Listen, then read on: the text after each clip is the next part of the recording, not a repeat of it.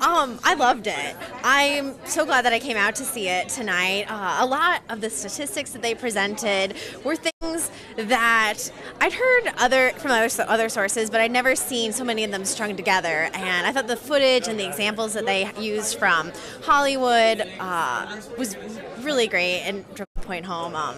It was a really inspirational film.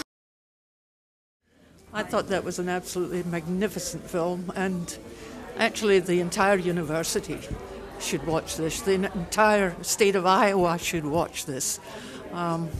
It was breathtaking. Thank you.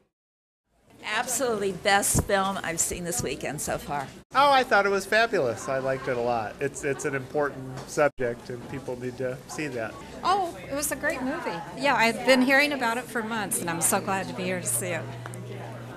I thought it was marvelous. Excellent movie. A lot of good points. We should all be bringing our husbands and sons, though. Excellent. It was fabulous. It made me cry. I have a young adult daughter who I wish could have seen this with me. I thought it was very enlightening, and hopefully it'll bring a lot of thoughts to people's minds. Too bad. I continue to be pleased by the fact that I adopted The Feminine Mystique by Betty Friedan as a textbook when it was first published in the early 1960s. Yeah. Okay, I thought it was a good movie to watch. It showed some of the thoughts that I didn't really see, like the statistics, which helped out, and it shows that we actually do need to do something about it, I believe. So it's just a good educational video, and I think it helped to show light on something, so it was good. Will it change your behavior? Yeah, I believe so. Yep.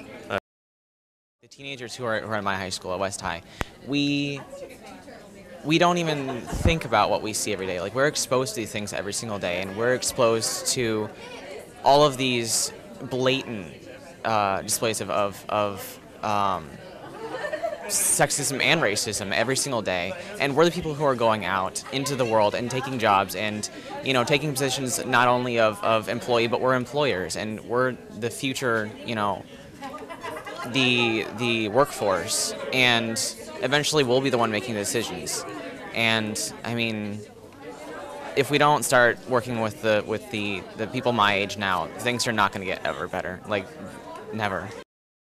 I am a woman in my 70s. I've prided myself on being one of the 60s feminine rights person, and then I'm ashamed to say that I have been co-opted because my daughter now, who's in her middle 40s, has lines in her forehead, and what I just did for her birthday was give her money for Botox.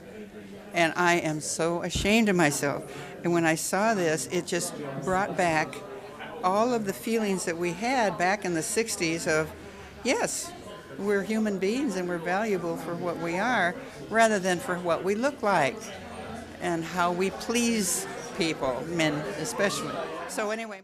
It was very interesting to see all the different connections that were made, and I think I have a lot to think about now. Good for you. I just think it would be great if it could be made more available to people in different situations. Freshman dorms on campus, high school classes, English classes, media classes. Every women's organization and every university should show this on their campus, actually as a requirement for all students to see.